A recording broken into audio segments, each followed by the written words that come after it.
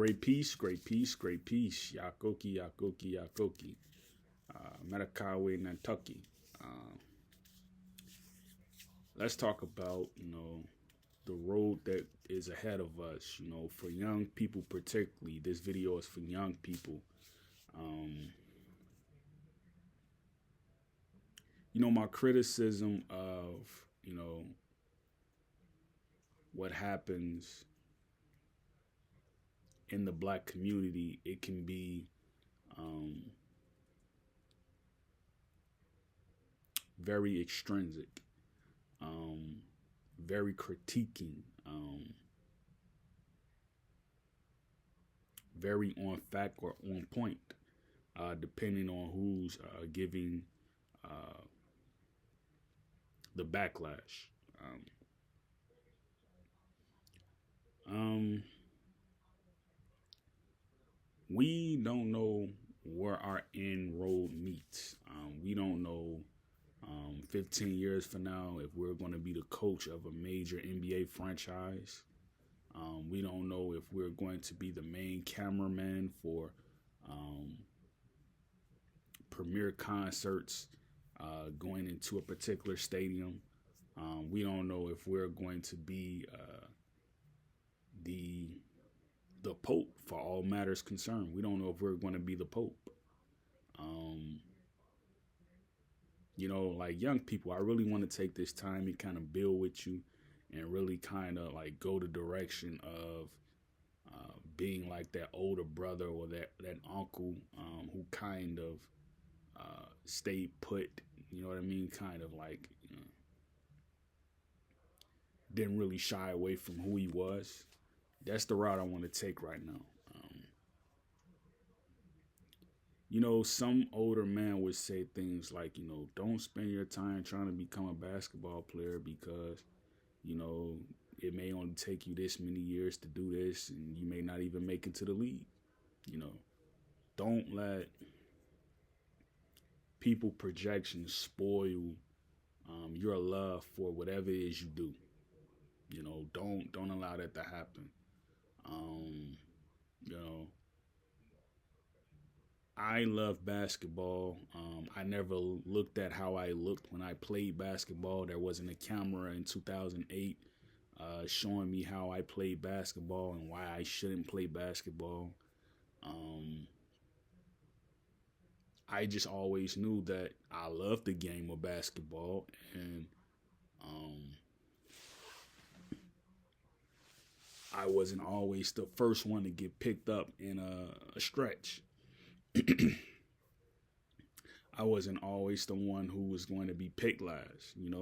If there was ever a 5-on-5 and I was the last person to get picked up because I wasn't that good. That happened a lot.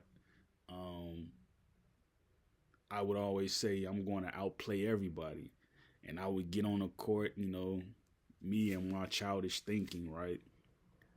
I would get on the court and play phenomenal defense. Like I would D up everybody on the court who was on the opposite side, and I was pretty good at playing defense. The guys who were on the court, they would always say like, "Here comes Andre Iguodala," because I was skinny but I was long. You know what I'm saying? Like, and then the way I run down the court, I would always leave space between my legs, like looking like I was going up for a dunk. Well, a lot has changed since then. Now I'm kind of chubby, out of shape, kind of. I can still run fast, but I'm not the person who I was then, given, you know, um, the safety in our community.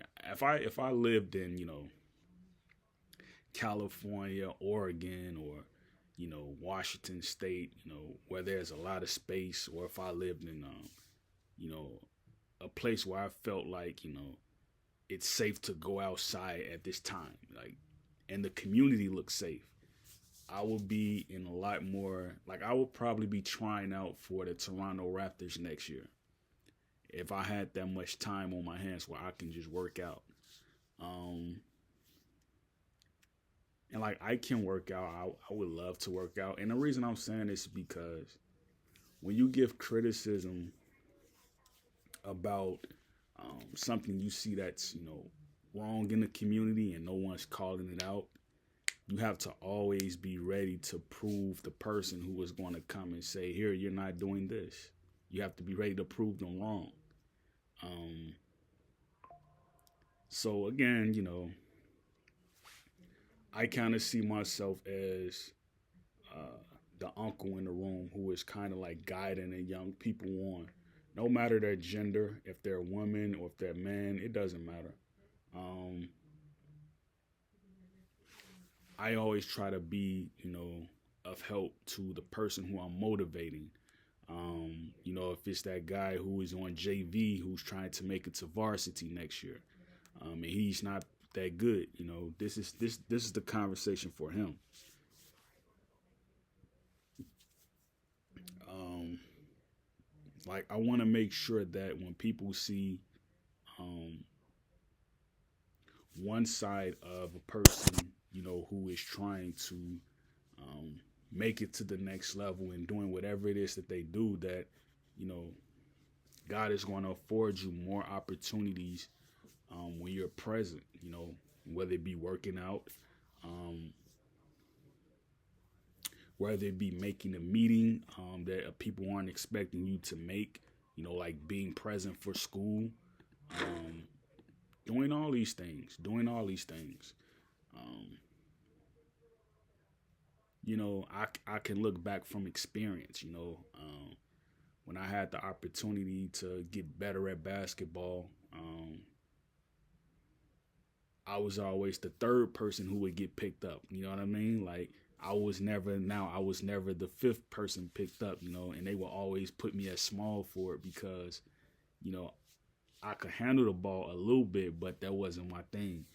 My thing was getting the chase down, pinning the basketball to the backboard, because I had a vertical leap. You know what I mean? It was second to none.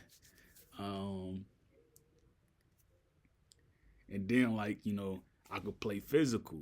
So like if someone trying to get past me, I would always measure the person up. Like, is this going to be a person who is going to want to start something after the game? And I would measure them up and see like, okay, can I take them?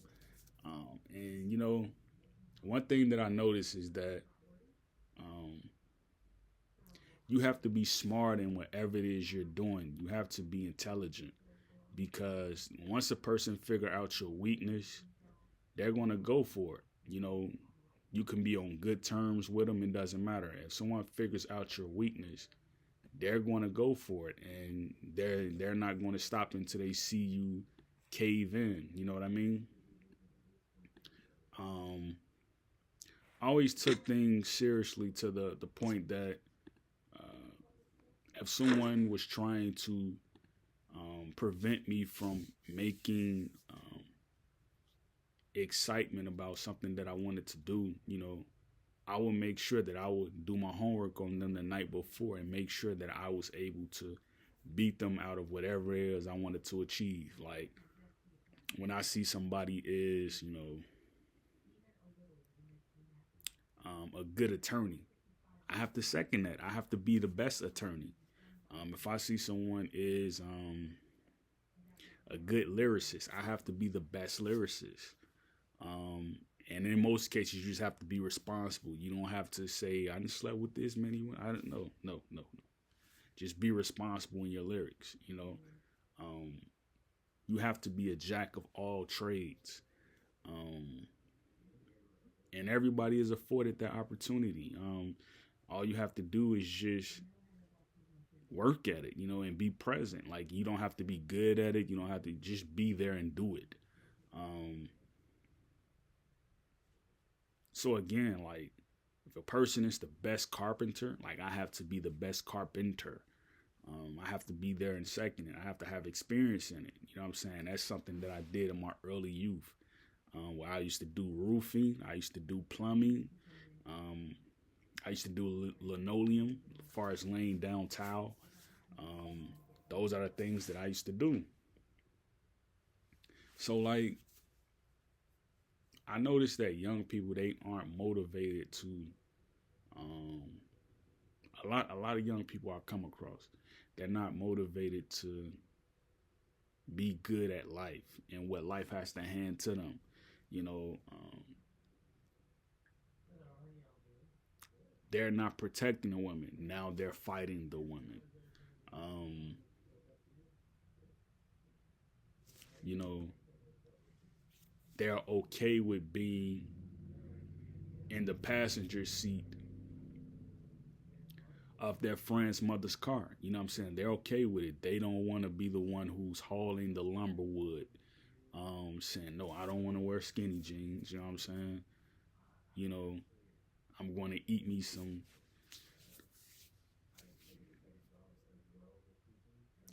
fish now and, you know what I'm saying, eat some salad later.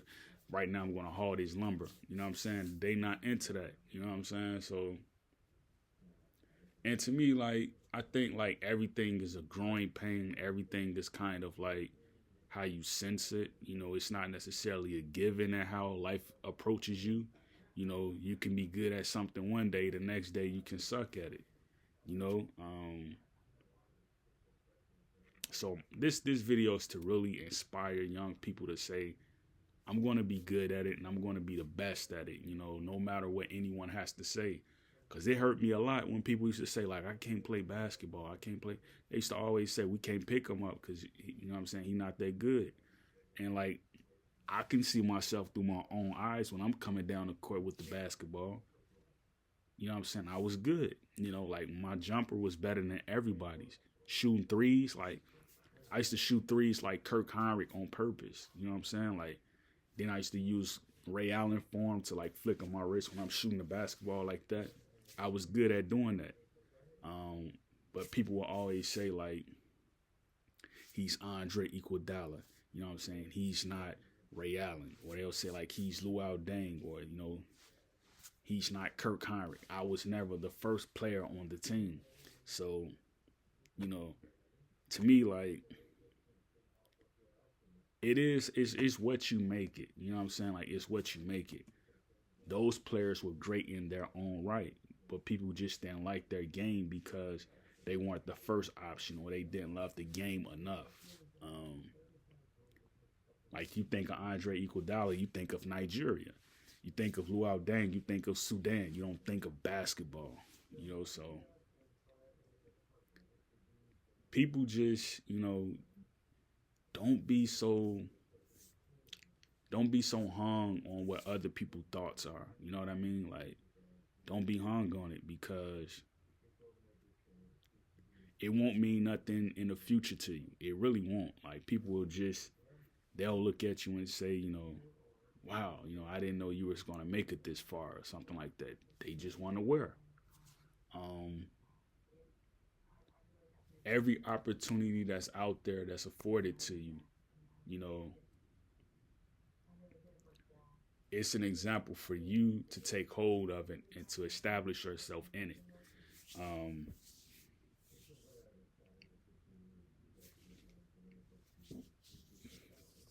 whenever you got the opportunity to, you know, flourish at something, be the best at it, you know, even the best of musicians or even the best of athletes, you know, they don't love what they do as much. You know what I'm saying? Because the criticism that comes with it. Like, you look at LeBron James, he hasn't enjoyed basketball since his high school days. He hasn't enjoyed being playing on the Cleveland or the Miami Heat or the Lakers. Like, at best, he enjoyed playing with Dwayne Wade and Chris Bosh. Before that, like, he loved playing with, you know, that Irish team, that high school team. That's the team he loved to play with. He didn't love basketball after that. You know what I'm saying? Like, cause the criticism that came with it, like people just weren't being genuine and honest. And I guess he felt like, why am I playing this game if no one is going to take it seriously like I do? You know what I mean? Like, they're not coming early for practice. You know, they're not leaving late for practice. You know what I mean? Like, then I got to deal with the Stephen A. Smiths of the world. Like, they don't really love basketball because they weren't good at it. You know, it's just money to them, and it's controversy to say someone's name. That's the era that we live in right now. So I know I feel for a lot of young people who think like they don't know how to handle that, but In our reality, when we come onto this earth, we're prepared for everything that happens to us. We're prepared for it. It's people who we don't even see, people who we don't even know, that's more prepared for what's going to happen to us than we are for ourselves. So don't be so hard on yourself. Like, best advice I can give a young person is to meet people who do the things that you do, who can improve at what you do, but not necessarily keep you away from achieving the goals you want to achieve. Because, like, ultimately, I think everybody in societies, they want to see the next person do well. Um, it's just a matter of, are you going to show up to do well? Are you going to show up to perform? So these are the things you have to be ready for. Um, I tell myself every day, like, today I'm going to work out, and though I end up working out, but I'm not seeing the results that I want to see because of the environment I'm in. Um, the idea of running down the street because you want to do cardio, you can't do that in some places, because what happens is you become the next Trayvon Martin, and you know, you become that next person, and you don't want to put yourself in a position where you have to fear for things happening against you, or you have to fear for you know you becoming the next Eric Gardner or the next George Floyd, because you're just minding your business. So you have to see things through a lens. When you feel like you're the person, who is being watched, or being considered to be a threat to them because you have a voice or you have an opinion, you just have to really think, like, is this more important to be said or than not to be said? And oftentimes it's more important to be said. So whatever progress you're trying to make and meet is going to be achieved later, or in that moment that's presently happening, depending on how hard you work, and depending on um, how fast you feel like you can achieve those results. Um, and, like, that's a poor euphemism to say like George Floyd or Eric Gardner or Trayvon Martin, but I think on every black man's mind, I think you kind of feel like you see that in your lenses. You know what I mean? Like, the idea that you can be living in your own country, and whoever comes beyond the border is perceived as a threat. You know what I mean? In some cases it's a poor euphemism, in some cases it's not, in some cases it's reality. You know what I mean? So um, this is for all those kids who are on that fence of being in those shoes that happened, to that particular person on that particular night, no matter who it was, Sean Bell, whoever, um, Castile, whoever. When you're in that position and you feel like, what is preventing me from being that next person who I thought I would be, you got to really think about it. You got to really think about it. So that's the thing I want to leave for the young people, is that, be motivated, never sit out, never never lose focus of who you are. Um, Always be considerate of what you have to do, and be ingratiated. So, great peace, Yakoki.